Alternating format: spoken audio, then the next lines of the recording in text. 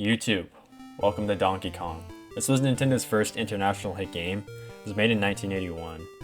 This game is not a Mario game, however it's the first time we see the character Mario in the franchise, and that's why I wanted to play it. Fun fact, at the time of this game, Mario was referred to as Jumpman. He didn't have a name yet, and also he wasn't even a plumber yet. In this game, he's a carpenter, and the plot is to try to save your girlfriend, Lady, which we now know as Pauline, but yeah, Donkey Kong was the only character that actually had his name. Anyways, history lesson aside, you gotta save Pauline. To do this, just make your way to the top of the construction site where she's being held. Sounds easy until you realize that Donkey Kong is going to make your life as difficult as possible. And he'll do this by throwing a collection of barrels at you to get you to stop. And that's where the gameplay aspect comes from, is avoiding these barrels, which move in 3 different ways. When DK throws a barrel, it either rolls off the side, rolls down a ladder, or DK will throw a rogue barrel to try to catch you off guard on the left side.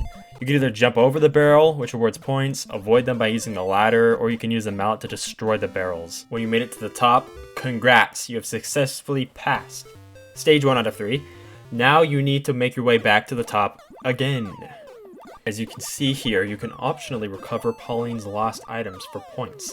But are you really a ladies' man if you just save her and not her items? No. So make sure to recover her purse as well. Forgot to mention as well, since it's not that much of a threat, but here, the obstacle is not a barrel, it's a spring. I think that's what it is. All I know is that you need to avoid it, which you can do by going in one of these 2 blind spots for it. First spot is right above the first ladder. Second spot is to the left of the second ladder. Hooray, you've done it again. But rejoice not, for we are on the last stage. Here, there are 8 keystone pieces to this area, which you need to remove them to collapse the tower. You do this by simply walking over them. You'll be rewarded points for doing so. Also, I don't know why Pauline has 2 umbrellas, but we don't ask questions. We just do what is right and recover both of them. As you can see, over time, these flames will emerge and become a nuisance to avoid. You must hurry as well, because if you remember the starting area, there was an oil tank, which will soon burn down the construction site. At least I think. I don't actually know the lore. Anyways, as you break the 8th piece of the tower, you've done it! You have taken out the ape and rescued your girlfriend. Aw, how touching. Except for she is a bit clumsy and she gets kidnapped again, so just do all that again. No worries, not that big of a deal. Moving on. YouTube! The second game that Nintendo broke out with being Mario Bros. Not Super Mario Bros, just Mario Bros. Released in 1983, just 2 years after Donkey Kong, and this is Mario's own first game, starring his brother, Luigi. Enter the game, you'll be hit with this tune, and you'll be put at phase 1 where you start. In order to advance to the next phase, you must take out all enemies in the area, which emerge from the pipes above. You must take them out by hitting the blocks that they are standing on, and then once they're in agony, you just kick them, and that's how you do it. But yeah, make sure you hurry and kick an enemy when it's down, because if you don't, they're going to get back up. And when they get back up, they get up stronger, they get up quicker. It's something you want to avoid. And after an enemy is defeated, those pipes above will spit out a coin, which you can collect for points, and you need to get enough points to get yourself more lives, which is one of the few Mario games where in order to get lives, you get it from your points. Oh yeah, and grab the coin, because if it goes in the pipe below, it will not re-emerge from the top like the enemies do. It will be consumed. And something that's cool, if you weren't sure why people called Mario a plumber before, this is why. This game, he really gets his plumber aspect. And that's what's cool about this game, is that we have so many things that just stuck with the series. Mario, Luigi, the Koopas, the POW block, the pipes, the mechanic of hitting underneath blocks, coins, points, the list just keeps going. Anyways, you make it to phase 3. In this section, you have to test your skill and get all these points before that time limit runs out.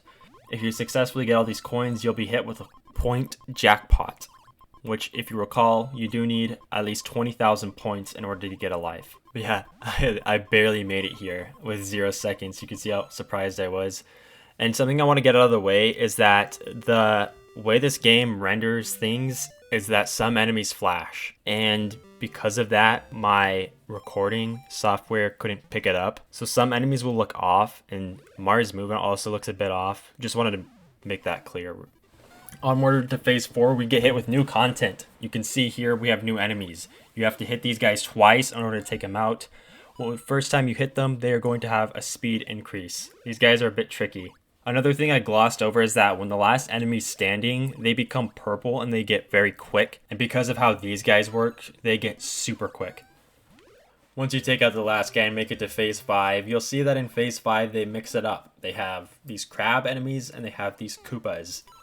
And something interesting about this game is that if you take too long on a course, you'll hear that noise, that scary noise, and a fireball will appear. Yeah, before Mario was using fire to attack enemies, fire was attacking him, both in Donkey Kong and in Mario Bros. There's two types of fireballs. There's a red one that just bounces up and down, and there's a green one which moves quickly and goes up and down.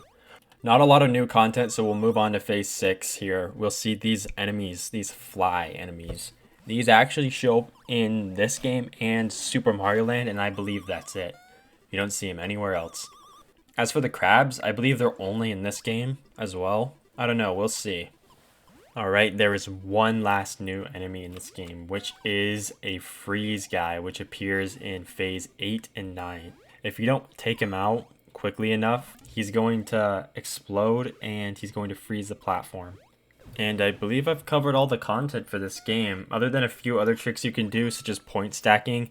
If you kick two enemies right next to each other, you get double the points on the second kick, which is interesting, because it goes back into that conversation about things that were old that were brought into the new games, and that just kind of evolved from what that is to jumping on multiple enemies. I did make it to phase 15 before I died in this run. I did another one that took me a very long time, and I ended up getting towards round 24. It's an arcade game, it loops. If you get to phase 99, it's just going to continue. But yeah, that's all the content for these two games. I believe I've covered a good majority of it. And yeah, I'll make a couple more of these style videos that are short, because I don't really know how to give gameplay and commentary to Mario Bros. Or Dr. Mario. And I want to get all the games done on this channel, so I feel like this is the best way to do it. That's about it, and I wish you all a good day.